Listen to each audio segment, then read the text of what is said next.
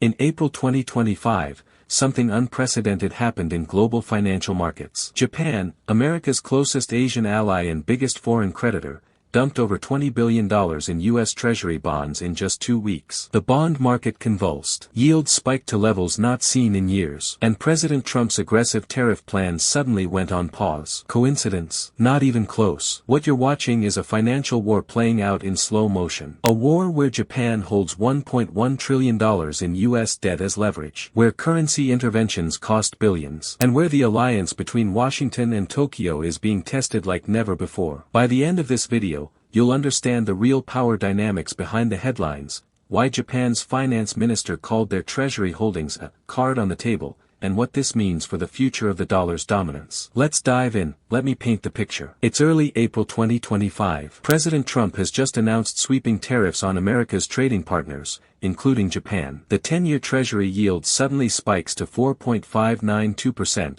The largest weekly increase since 2001. The S&P 500 crashes 12% in just 4 trading days. Behind the chaos, one buyer was conspicuously absent: Japan. According to Japanese Ministry of Finance data, Japan sold $17.5 billion in long-term foreign bonds in the week ending April 4, followed by another $3.6 billion the following week. Most of these were U.S. Treasuries. Japanese pension funds and banks were rebalancing portfolios as the stock market crashed, but the timing sent a clear message to Washington. This wasn't an isolated event. Over 3 years, from January 2022 to January 2025, Japan reduced its U.S. Treasury holdings from $1.29 trillion to $1.07 trillion.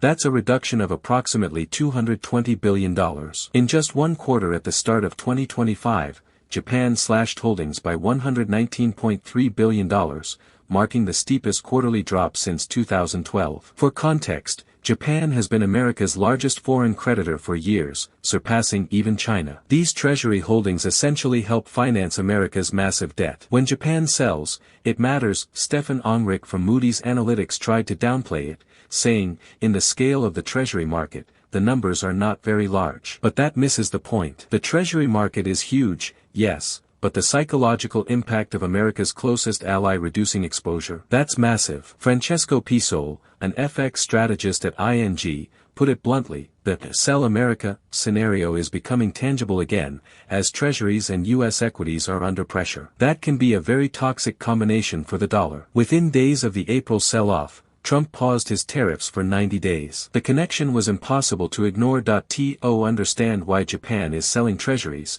you need to understand their currency crisis. Throughout 2024, the Japanese yen was in free fall, hitting a 34-year low against the dollar. At one point, it crashed to 160 yen per dollar, the weakest since 1986. Why? Interest rate differentials. While the Federal Reserve kept rates elevated to fight inflation, the Bank of Japan maintained ultra-low rates to support their economy. Money flowed out of yen and into dollars, seeking higher returns. Japan fought back with massive currency interventions. In 2024 alone, they spent close to $100 billion propping up the yen on 4 separate occasions. Between April and July 2024, official data shows Japan spent over $98 billion intervening in currency markets. Here's how it works. To buy yen and push up its value, Japan sells dollar-denominated assets from its foreign exchange reserves. Initially, they use dollar deposits and short-term bills. But if interventions continue, they'd eventually need to sell U.S. Treasury bonds. That's the nightmare scenario Washington fears. That in May 2025,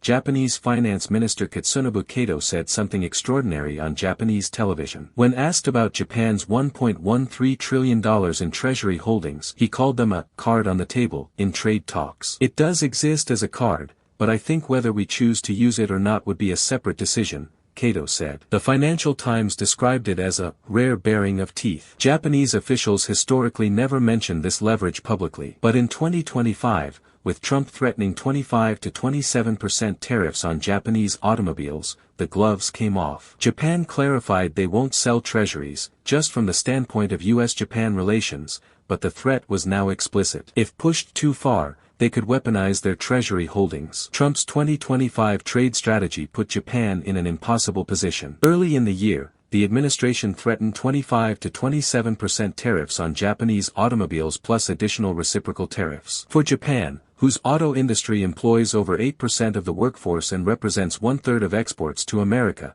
this was existential. The US is the destination for one-fifth of Japan's total exports. Losing tariff-free access would devastate their economy. Behind closed doors, negotiations were tense. Trump complained Japan wouldn't buy American cars or rice. They're tough. The Japanese are tough, Trump told reporters in June. But Japan had leverage. As negotiations dragged on through the spring, that April bond sell-off spoke louder than any diplomat could. The message, push us too far, and we have options. By July 2025, a deal emerged. Japan would face a flat 15% tariff on goods instead of the threatened 25 to 27%. They committed to invest $550 billion in the United States and agreed to buy more American agricultural products and energy. CEPR scholars called the $550 billion investment figure economically implausible, noting it equals roughly 13% of Japan's entire GDP. Carnegie Endowment researchers warned the commitment is comparable to Japan's entire annual tax revenue, placing massive fiscal strain on Tokyo. Japan essentially agreed to pour enormous resources into America to avoid punishing tariffs. They got a better deal than most countries,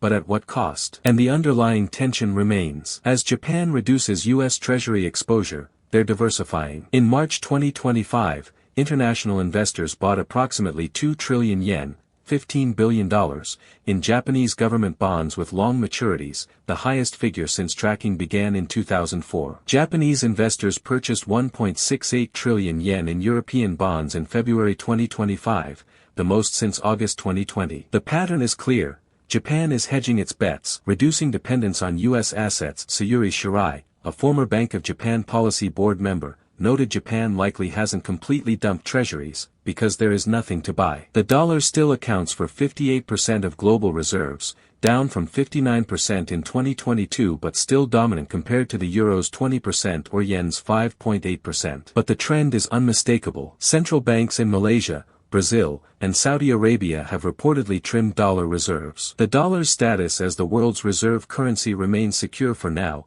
but it's eroding at the margins. Here's the question: isn't whether Japan will dump all its treasuries. They won't, because as Sayuri Shirai noted, there aren't better alternatives at that scale. The question is, what happens when multiple countries simultaneously decide to reduce dollar exposure, even marginally? That's the scenario that could genuinely challenge American financial dominance. And Japan's actions in 2024 to 2025 provided a roadmap for exactly how it might unfold. If this opened your eyes to the financial leverage games happening behind the scenes, hit that like button. Subscribe for more deep dives into the economic forces reshaping our world. Drop a comment. Do you think Japan's treasury sell-off was justified leverage or dangerous brinkmanship? How would you handle being in Japan's position? The global financial order is changing faster than most people realize. Stay informed. Stay ahead.